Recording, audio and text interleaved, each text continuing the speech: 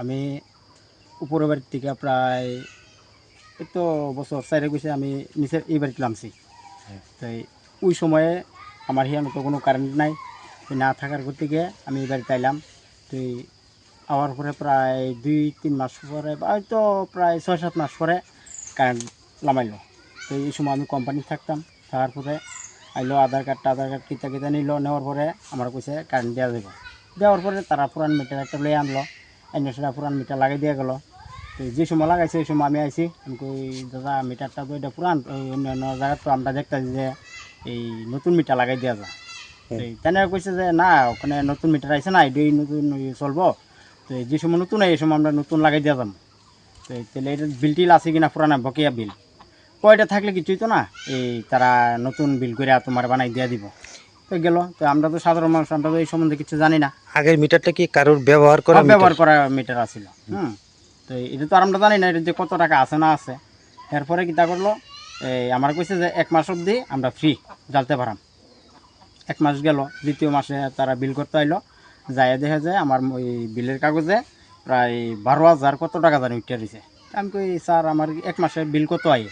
Minimum 200 টাকা আইলো, তাহলে 2 মাসে আমার 400 টাকা আইলো, ফ্রি বাদ দিলাম। তো 400 টাকা না এনো 12,000 টাকা ফেললো।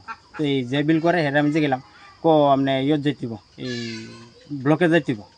তো এই টাইনেরলেই আমরা ব্লকে গেলাম। ব্লকে গেছি পরে আমার কয় না তোমার এটা 2007 না 8 জানি তোমার কারেন্ট। আর ওই সময় তো আমার আবার কারেন্টই নাই, ইলেকট্রিক অফিসে গেছিল। ইলেকট্রিক অফিসে আমি জম্পিজলা ব্লকে গিয়েছি।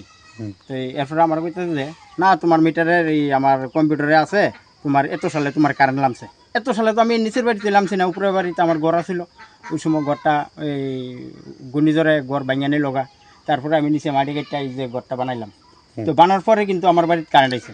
তো এরকম তারা অনেক ধরনের অনেকটা কাহিনী করছে যে আমরা ভারতই আরেকজনের তাইনের বাড়িতে কোনো কারেন্টই নেই, তাদের বাড়ির এই কারেন্টের বিল আয়ে কীভাবে। এরপরে তারা জম্পিজলা ব্লকে গেল, যাওয়ার পরে এটা তারা কারেন্টের অফিসের লোকরা যেভাবে এটা সমাধান করে দিয়ে দিছে। তো আমার তো আজকে এতদিন যাবৎ আমার এনে 15,000 কত টাকা উঠে দিছে। তো এটা বিলটা আমি কীভাবে দেবো? আমি তো একজন সাধারণ মানুষ। 12,000।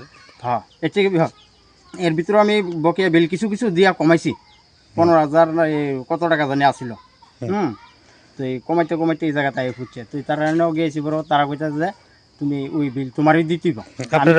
আপনারা কোন জায়গাতে বিল দেন? জম্পিজলা ব্লকে। আচ্ছা, তাহলে আমরা কীভাবে এত টাকা বিল দেবো? আমি সাধারণ একজন মানুষ। তো মানে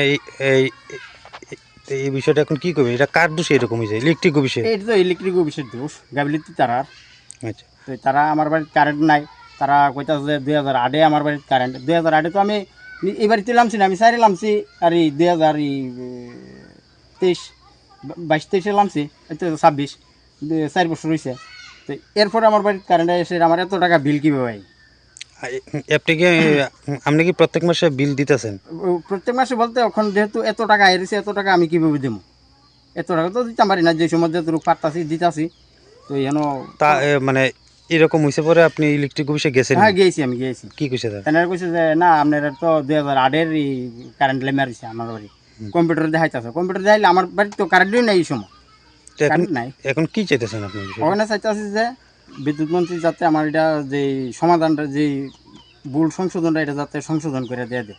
কারণ এত টাকা বিল আমি কীভাবে দেবো? আমি সাধারণ একজন মানুষ, বকেয়া বিলটা আমি কীভাবে দেবো? এই এলাকাটার নাম কি? এই তো যুগল কৃষ্ণনগর, যেতনগর। গ্রাম পঞ্চায়েত কোনটা?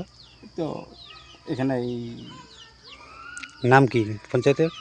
যুগল কৃষ্ণনগর। আচ্ছা আচ্ছা, আপনি কি করেন এমনিতে? আমি এমনিতে কৃষিকাজ করি।